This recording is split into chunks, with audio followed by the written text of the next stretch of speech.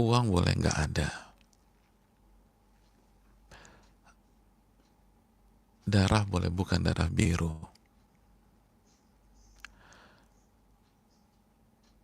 tapi prinsip harus kokoh, mental harus besar.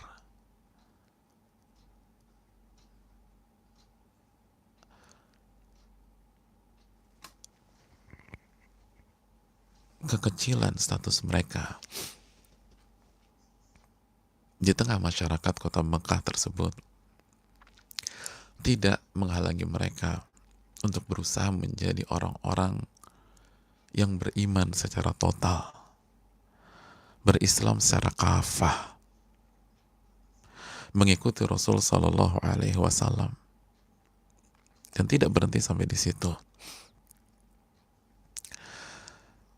Status mereka sebagai orang kecil tidak menghalangi mereka untuk memperlihatkan keislaman mereka. Ya, memperlihatkan keislaman dengan segala resikonya,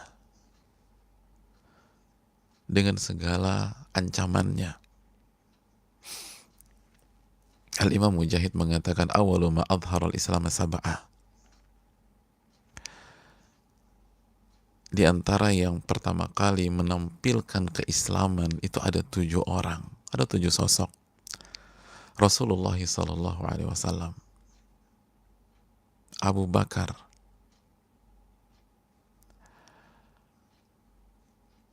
Bilal, Khabbab, Suhaib, Ammar, ya, anak muda itu, Ammar, dan ibunya Sumayyah. Betul, wanita mantan budak itu. Hadirin Allah muliakan,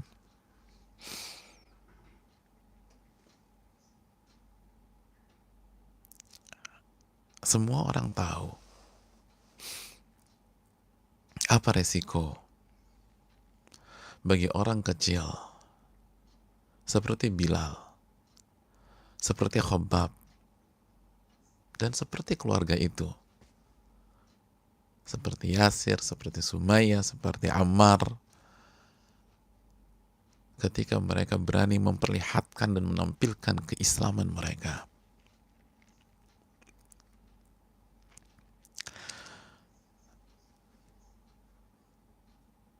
Dan yang ditakutkan pun terjadi. Ancaman itu bukan isapan jempol. Awan hitam pun menutupi laut biru atau langit biru kehidupan mereka. Al-Imam Ibnu Ishaq menyatakan, wa kanat Banu Makhzum yukhrijuna bi Ammar bin Yasir wa bi abihi wa ummi. Bani Makhzum, keluarga yang punya kaitan erat dengan Yasir dan Sumayyah pada saat Sumayyah jadi budak, itu mengeluarkan suami istri dan anaknya ini dari rumah mereka.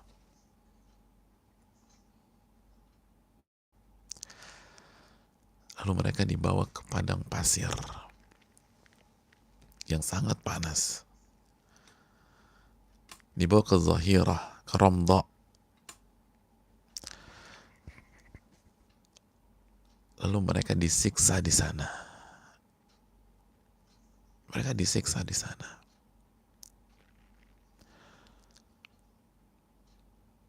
Di saat matahari sedang terik-teriknya.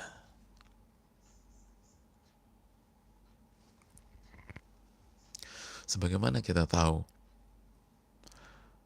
bahwa di antara penyiksaan orang-orang kafir Quraisy kepada orang-orang kecil umat Islam pada saat itu, mereka disuruh buka baju. Lalu badan mereka ditempelkan ke pasir yang begitu panas. Kita tahu bersama bahwa pasir itu bisa menyerap panas.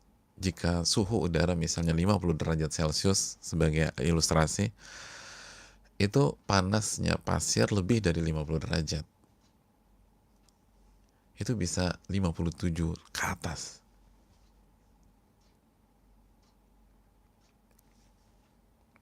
Sangat panas. Mereka disiksa, dipukul,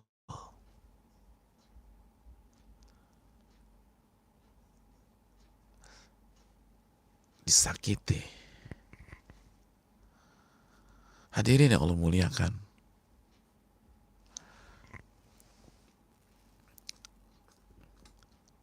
Dan dalam riwayat,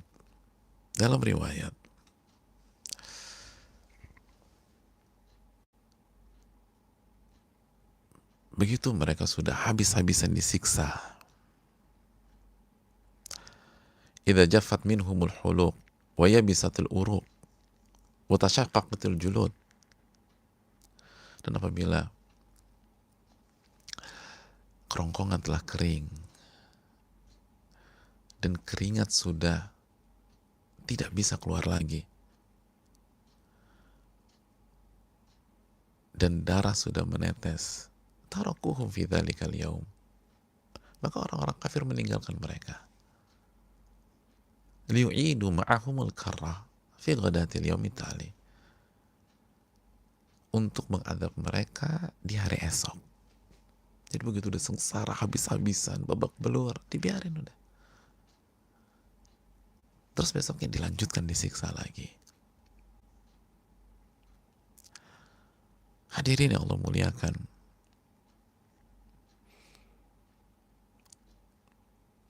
Itu yang terjadi dengan hari-hari orang-orang kecil yang berani menampilkan keislaman mereka.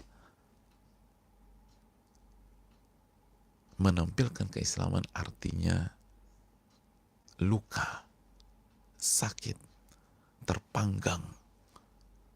Menampilkan keislaman artinya darah. Menampilkan keislaman artinya dilecehkan, diinjak-injak, dikesetin. Menampilkan keislaman artinya dipukulin, diiris, ditimpa dengan batu.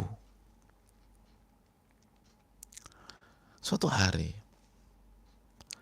Rasul Shallallahu Alaihi Wasallam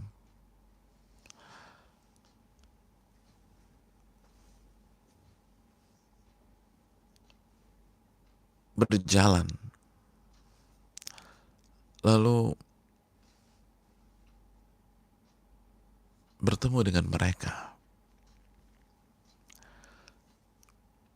dan kita tahu bersama-sama Rasul Shallallahu Alaihi Wasallam adalah sosok yang komitmen dengan perintah Allah Subhanahu Wa Taala, sosok yang berpegang teguh dengan apa yang Allah perintahkan, apa yang Allah larang. Dan di saat itu Allah belum perintahkan melakukan perlawanan. Perintah yang ada pada saat-saat itu adalah sabar, sabar, sabar. Bertahan, bertahan, bertahan. Belum ada perintah untuk melawan, melawan, melawan.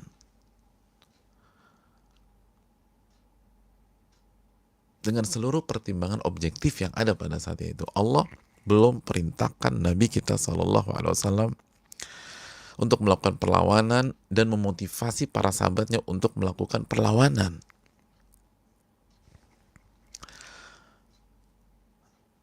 Hadirin yang Allah muliakan.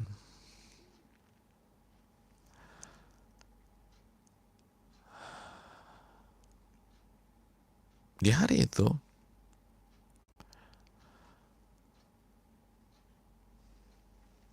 Uthman bin Affan menceritakan, Aqbaltu ma'a Rasulillah SAW. Aku bertemu dengan Nabi SAW. akhidan biyadi natamasya bil batha. Begitu aku bertemu dengan Nabi Shallallahu Alaihi Wasallam, dalam riwayat di atas, Nabi memegang tanganku dan mengajak aku pergi bersama. Kita jalan bareng.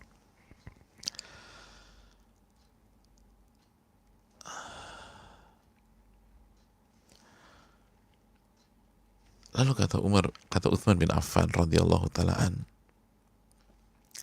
maka kami bertemu dengan keluarga kecil itu. Kami bertemu dengan keluarga kecil itu. Ketemu dengan Ayasir, ketemu dengan Sumayyah, dan ketemu dengan Ammar. Dan mereka sedang disiksa, hadirin. Yu'adzabun. Mereka disiksa.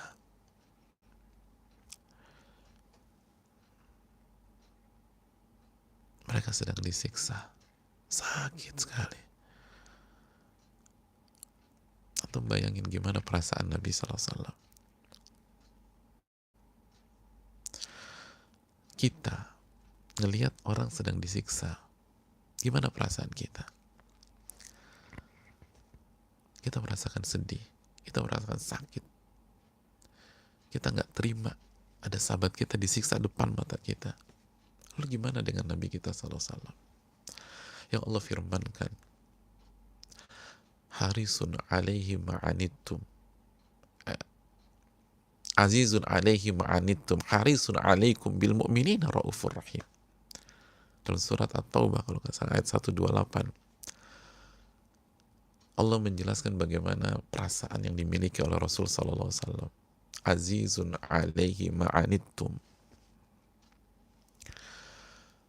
Rasul itu berat banget kalau ngelihat kalian susah. Azizun alaihi. Jadi kalau ngelihat umatnya susah, umatnya sakit, apalagi kalau umatnya bermaksiat, oh,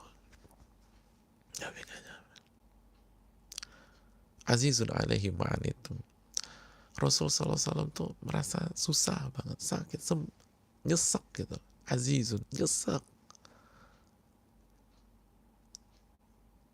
Ketika kalian merasakan susah, karena beliau sangat sayang sama umatnya. Harisun alaikum. Dan Rasul SAW adalah orang yang paling semangat memberikan kebaikan kepada kalian. Harisun alaikum. Paling semangat. Kita tahulah ketika beliau mau wafat, yang salah satu yang diucapkan lisan beliau apa? Ummati, ummati, umatku, umatku.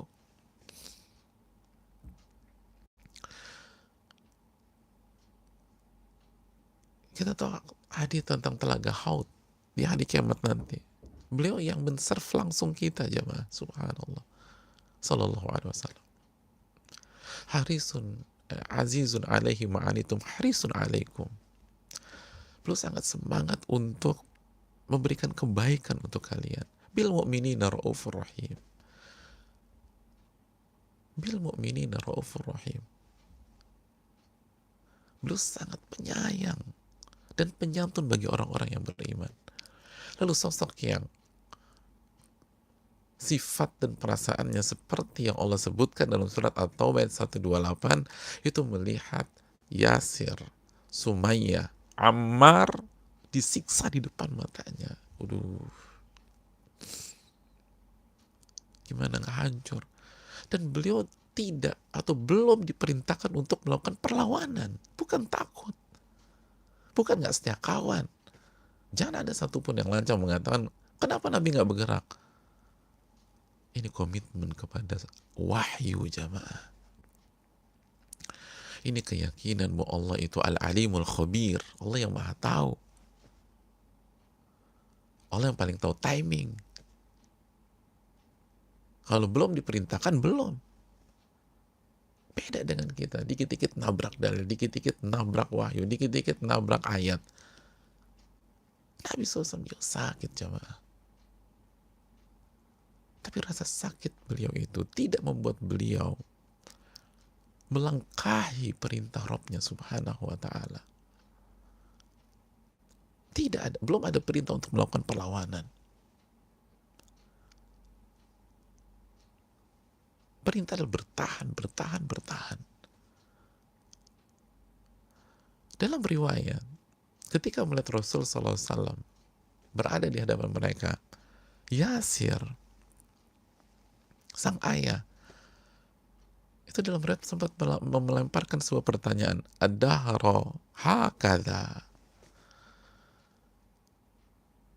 ad-dahra hakadha, ya Rasulullah, apakah kami akan merasakan siksaan seperti ini sepanjang waktu?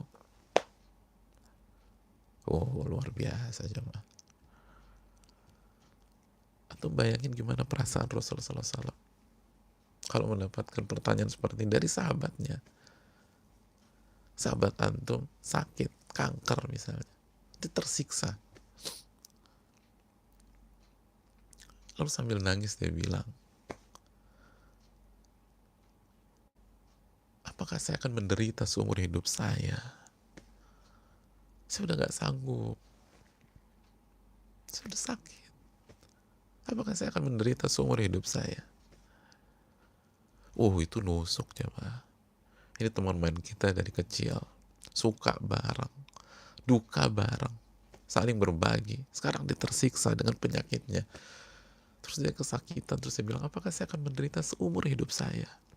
Ad-dahra hakadha. Apakah seumur hidup kita akan disiksa seperti ini ya Rasul? Apa kata Nabi kita SAW? Sebuah kalimat yang begitu luar biasa. Kalimat yang senantiasa diingat di dalam sejarah. Kalimat yang menjadi kekuatan bagi orang-orang yang tertindas, orang-orang yang sedang susah, orang-orang yang sedang sakit. Nabi SAW mengatakan, Sobron ala Yasir fa inna mau'idakumul jannah. Bersabarlah wahai keluarga Yasir. Sabar. Karena janji Allah untuk kalian surga. Tempat kalian itu di surga, bukan di sini. Tenang aja. Janji Allah. Allah akan tempatkan kalian di surga. Sobron ala Yasir. Sabar, sabar, sabar. Fa inna mau'idakumul jannah. Yang Allah janjikan kepada kalian surga. Sabarlah.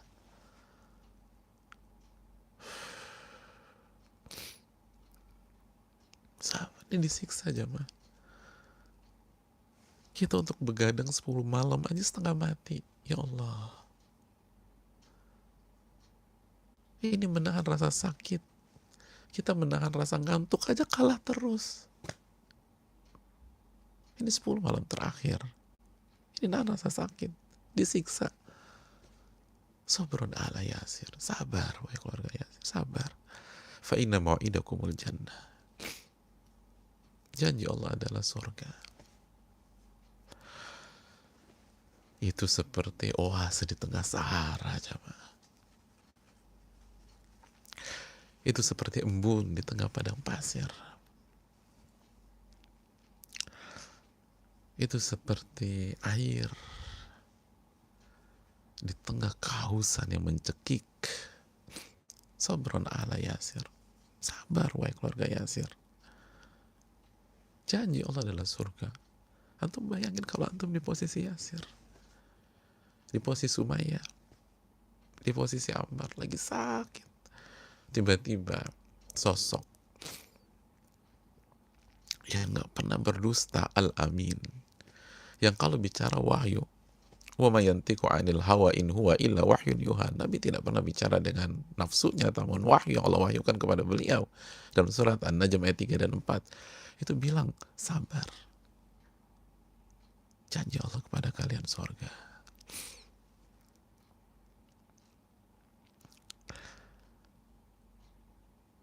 jamaah.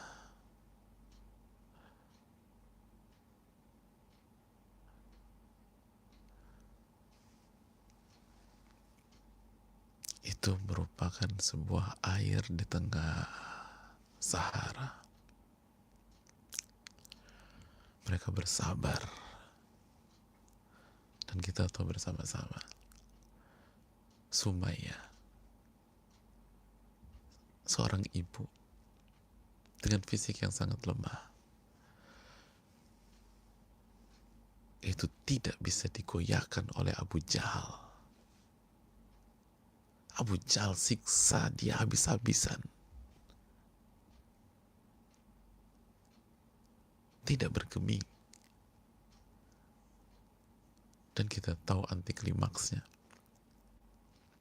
atau klimaks yang lebih tepat, belum diikat.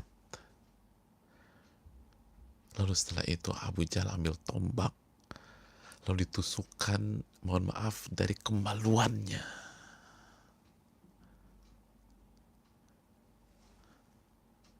Dan Sumayyah menjadi syahid pertama di dalam Islam.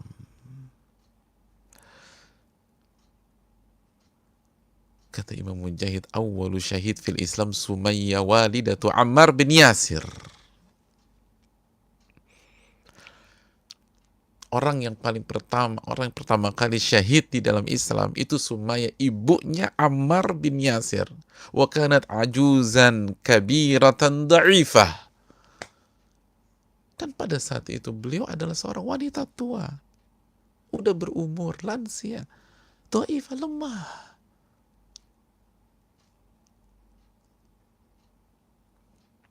Tapi fisik boleh lemah, jamaah. Nyali dan mental itu besar.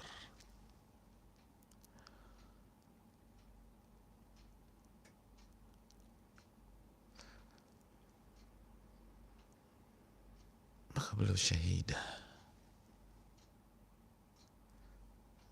Atau bayangkan ditusuk dari, mohon maaf, kemaluannya. Dalam riwayat. Subhanallah.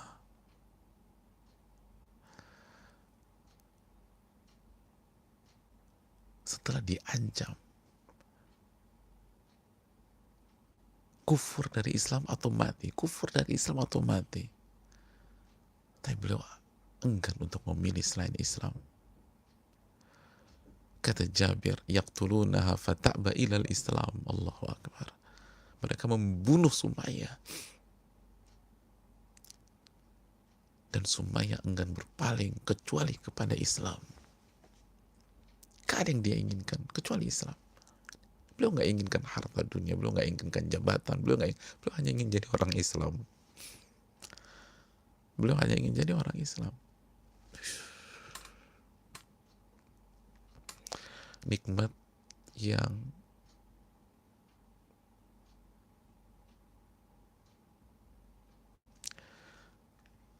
tidak kita syukuri dengan benar. Fata'ba ilal Islam. Beliau nggak menginginkan apa-apa kecuali Islam. Hanya pengen jadi orang Islam. Pernah nggak sih kita menyampaikan hal seperti itu gitu? Mau lo apa sih? Gue cuma pengen jadi orang Islam. Oh, mewah aja, Mbak. Gak pengen A, gak pengen B, gak pengen C, gak pengen jalan-jalan kemana, gak pengen ngeliat dunia luar, gak pengen. Saya hanya mau jadi orang Islam. Itu Sumayyah. Sederhana, ya sederhana. Simpel hidupnya. Tapi kejujuran dan ketulusan yang membuat beliau menjadi syahidah pertama. Kalimat yang nggak pernah kita bayangkan ya. Mungkin jarang diucapkan anak-anak kita, atau kita nggak pernah dengar ketika kita kecil. Kamu jadi apa?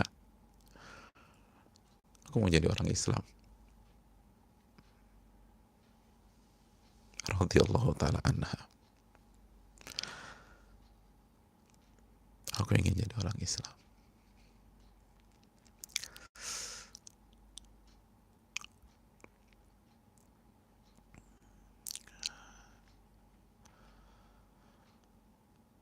radhiyallahu taala anha, beliau syahidah.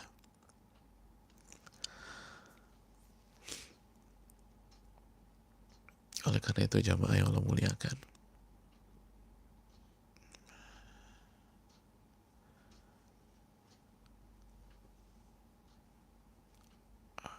renungkanlah apa yang beliau sampaikan. Lalu setelah itu suaminya Yasir meninggal dunia.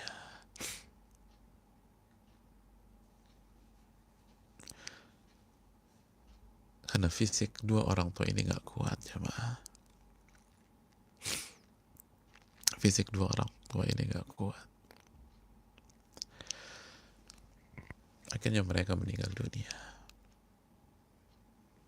disiksa tanpa belas kasihan.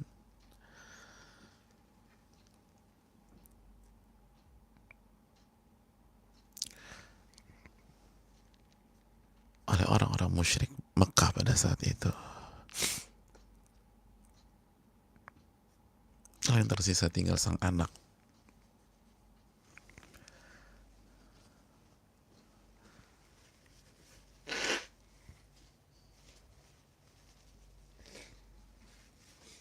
Yang tersisa tinggal sang anak Ammar. Ditinggalkan begitu saja? Enggak. Disiksa, dihabisi. Gak karu-karuan. Dalam riwayat dimasukkan ke sumur Maimun. Dari pagi sampai sore masukin ke sumur. Atau bayangin masukin ke sumur. Dipukul, ditendang, dihabisi. Sampai dalam riwayat hatta la yadri ma yaqul. Udah gak ngerti apa yang dia omongin. Udah bingung dah.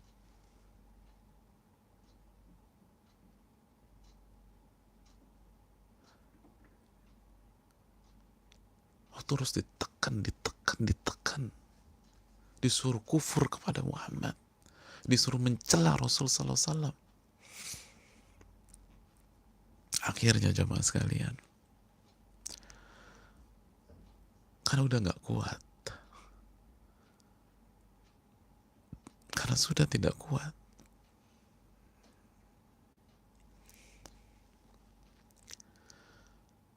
akhirnya Ammar mengucapkan kalimat yang seharusnya beliau tidak ucapkan, tapi gak kuat. Dan ada faktor tadi dalam riwayat la yadri ma yaqul, dia gak ngerti ngomong apa. Sakit semua habis ya mah.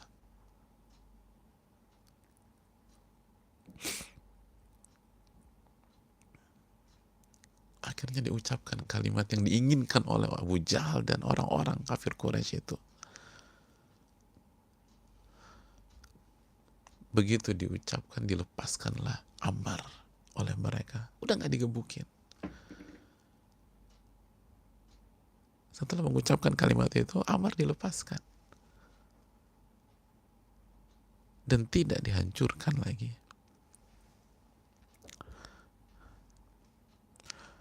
Hadirin yang Allah muliakan.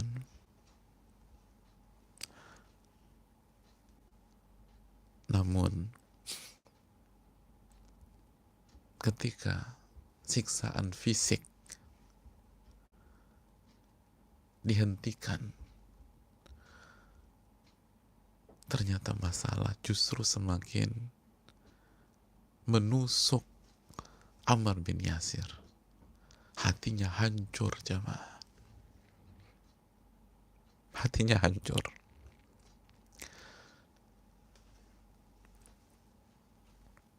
Beliau nyesal banget mengucapkan kalimat itu. Nyesalnya tuh luar biasa. Senyesal-nyesalnya. Senyesal-nyesalnya. Atau bayangin gak sih kalau di posisi Ammar bin Yasir, beberapa waktu yang lalu Rasulullah SAW datang ke keluarganya terus mengatakan sobron ala Yasir, Sabar wahai Ali Yasir, sabar wahai keluarga Yasir. Sesungguhnya janji Allah bagi kalian tuh sorga. Itu beberapa waktu yang lalu. Terus beliau saksikan sendiri, ibunya wafat di hadapannya, ayahnya wafat di sisinya, wafat sebagai syahid. Dan itulah yang mereka perjuangkan. Lalu tinggal giliran dia nih, dua orang tuanya berhasil. Dua orang tuanya berhasil. Tinggal si anak. Tiba-tiba kalimat kufur yang diucapkan. Wah, hancur coba.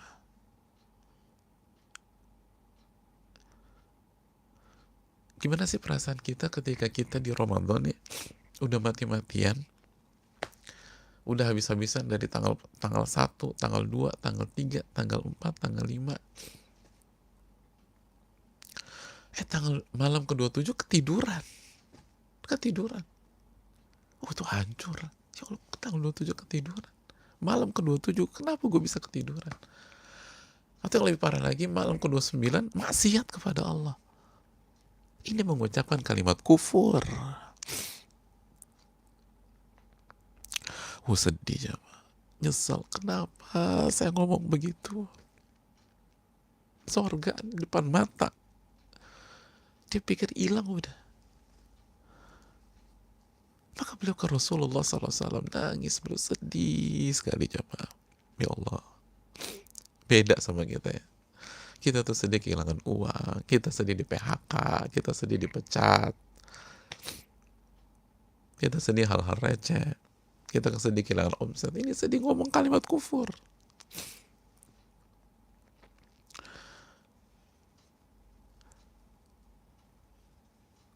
Terus sampaikan ya Rasulullah, saya disiksa begini. Hadirin, turun ayat surat An-Nahl ayat 106. Allah berfirman, kafara billahi min ba'di imani. Barang siapa yang kufur kepada Allah setelah dia beriman, illa man ukriha wa qalbuhu mutmainnun bil iman. Kecuali orang yang dipaksa. Maksud paksa di sini sebagaimana dikatakan ulama usul fikih, ikrahul mulji, dipaksa sampai membahayakan keselamatannya, sampai melukai dan menyiksanya. Bukan sebatas dipaksa. Bukan dikit-dikit gue kepaksa. Kenapa lo minum bro? Gue kepaksa. Ngumpul sama teman-teman gak enak. Bukan. Ikrahul mulji. Dipaksa yang membuat keselamatannya terancam. Jiwanya bisa hilang. Atau fisiknya bisa terluka. Illa man ukriha wa qalbuhu mutmainnun bil iman. Tapi hatinya tetap di dalam keimanan. Dalam riwayat Nabi katakan, fa'in adu fa'ud. Kata Nabi Ammar, dengar baik-baik. Kalau mereka kembali menyiksamu, ucapkan kalimat itu lagi. Selama hatimu tenang dalam keimanan. Ya Allah, bayangin gak sih perasaan Ammar waktu itu? Ya Allah, tenang, senang banget ya Allah. Ya Allah, gak jadi kufur gua. Kan gitu bahasa kita. Saya gak jadi kufur nih. Illa man ukriha wa qalbuhu mutmainnun bil iman. Kecuali orang yang dipaksa tapi hatinya tetap di dalam keimanan.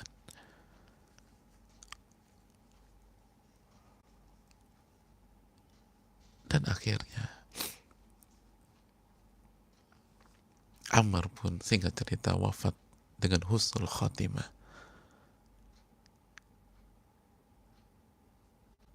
Setelah bertahun-tahun nanti.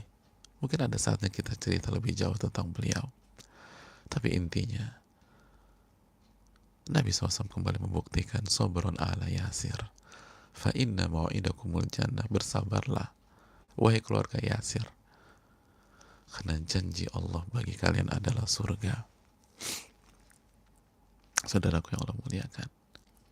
keluarga kecil, keluarga yang jauh dari kekayaan, keluarga yang setelah masuk Islam hari-harinya adalah siksa, siksa, siksa.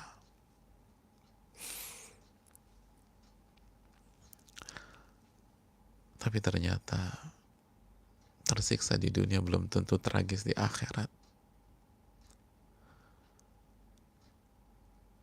Sebagaimana hidup penuh dengan kemewahan, fasilitas dunia, ketawa, dan happy-happyan di dunia belum tentu memberikan kebahagiaan di akhirat. Bukankah Allah berfirman dalam surat Al-Insyiqaq ayat 10? Coba buka ayat ini jamaah.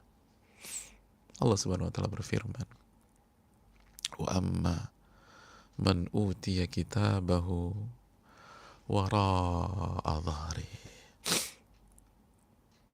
Dan barang siapa yang diberikan kitabnya, kitab amalannya dari belakang punggungnya,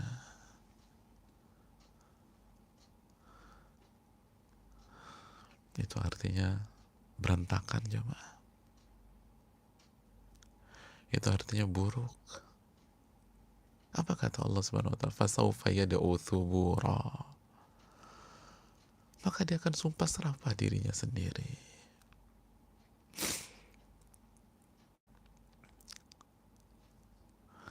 Maka dia akan sumpah serapah dirinya sendiri. Hancur gua, tamat hidup gua, segala macam. Wa yasla sa'ira. Dan dia akan dimasukkan ke neraka. Dia akan dimasukkan ke sa'ir, ke dalam api neraka. Hadirin, apa ayat berikutnya? Coba buka ayat berikutnya. Apa ayat ke-13? Apa ayat ke-13? Innahu kana fi ahlihi masrura. Orang itu pada saat di dunia kerjaannya senang-senang sama keluarganya. Allahu Akbar. Kerjaannya senang-senang dengan keluarganya. Ketawa, seru-seruan. Tapi nggak ada iman di situ. Nggak ada ibadah. 10 malam terakhir ini santai-santai, ketawa-ketawa. Bukannya baca Al-Quranul Karim.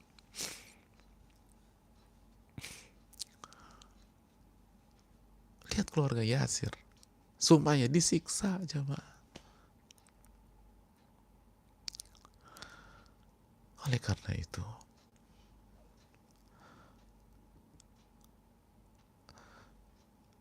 maksimalkanlah hidup kita jamaah. Kita nggak diuji seperti mereka diuji.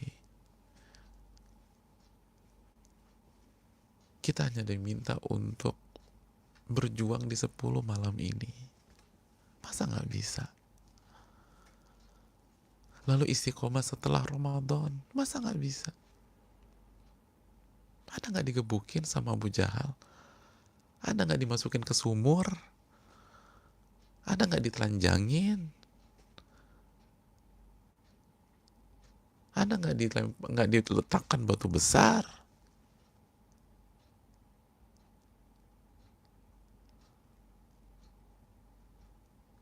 Anda hanya diminta untuk memperjuangkan malam-malam ini. Masa nggak bisa? Sekecil itu iman kita.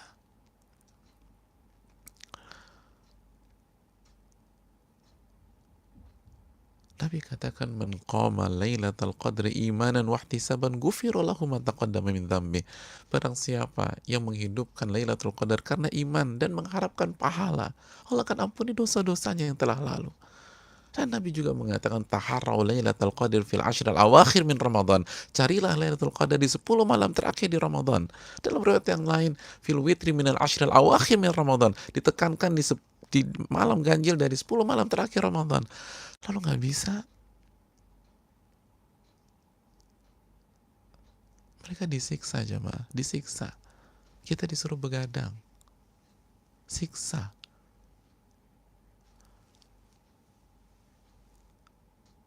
Oleh karena itu jemaah sekalian, Cambuk diri kita. Cambuk diri kita. Hari-hari mereka hari-hari siksa. Kita hanya disuruh begadang di waktu malam dan kita bisa tidur di waktu siang. Ammar, Sumayyah, Yasir radhiyallahu ta'ala, waktu siang disiksa, kita tidur. Tadi siang jujur, kita tidur nggak? Kita tidur. Malamnya mereka merintih kesakitan.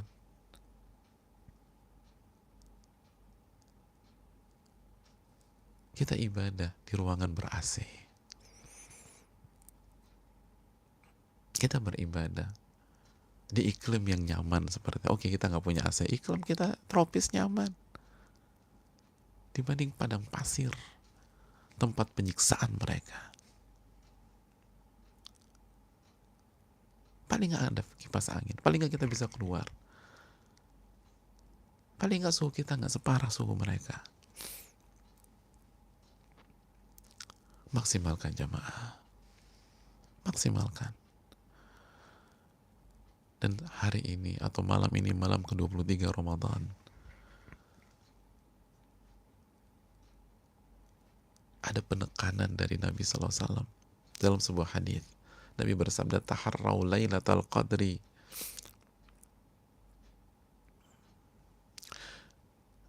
carilah Lailatul Qadar, Lailatul 23. Lailatul Qadar di malam ke-23. Hadis disahihkan Al-Syalbani dalam Sahih Jami. Lailatul 23.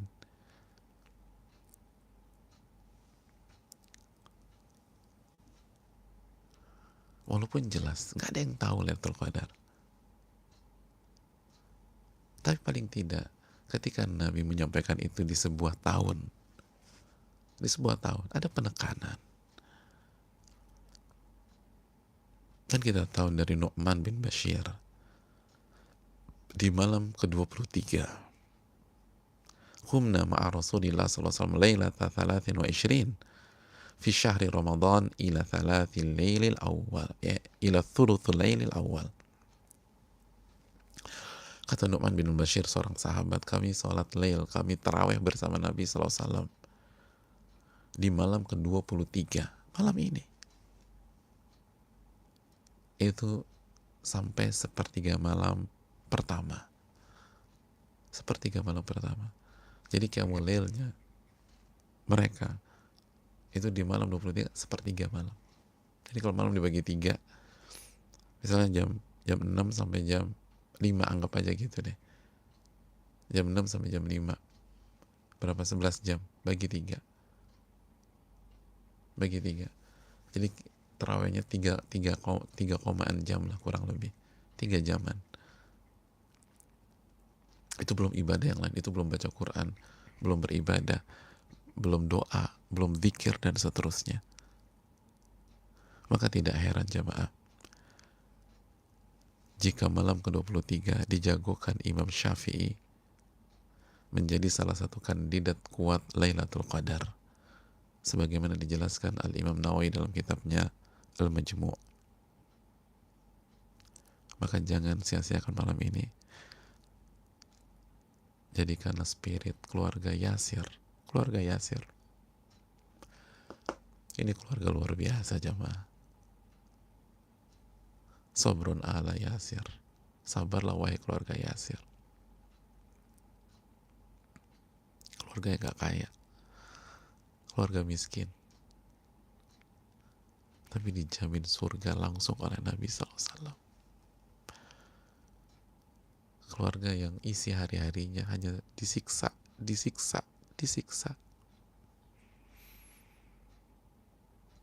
Maka banyak-banyak bersyukurlah kepada Allah. Karena parameternya bukan susah di dunia, parameternya nanti di akhirat. Mari kita hidupkan malam-malam ini. Masih ada 23, 24, 25 sampai akhir Ramadan. Sapu bersih, sapu bersih jamaah. Dan jadikanlah spirit keluarga Yasir mendampingi malam-malam ini. Ini bisa disampaikan. Terima kasih banyak. Subhanakallah la ilaha illa anta astaghfiruka wa atubu ilaik. Assalamualaikum warahmatullahi wabarakatuh.